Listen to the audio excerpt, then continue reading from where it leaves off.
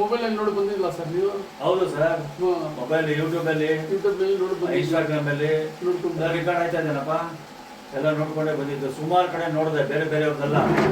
ಯಾಕೋ ಸಮಾಧಾನ ಆಗಿಲ್ಲ. ನೀನ್ ಮಾಡ್ತಾ ಇದ್ದು, ಜನಗಳು ಮಾತಾಡ್ತಾ ಇದ್ದು ಎಲ್ಲ ನೋಡಿ ಬಂದಿದ್ದೆ, ಕಲ್ಪನೆ ಮಾಡ್ಕೊಂಡು ಬಂದೆ.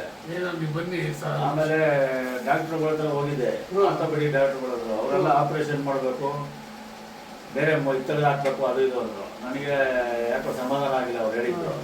ನಮ್ದು ಆಯುರ್ವೇದಿಕ್ ಮೇಲೆ ಹೋಗೋಣ ಅಂದ್ಬಿಟ್ಟು ನಮ್ಮ ಹತ್ರ ಬಂದಿದ್ದ ನಂಬಿಕೆ ಇಟ್ಕೊಂಡು ಬಂದಿದ್ದೀನಿ. ಇದು ಸೆಕೆಂಡ್ ವಿಸಿಟ್ಟು.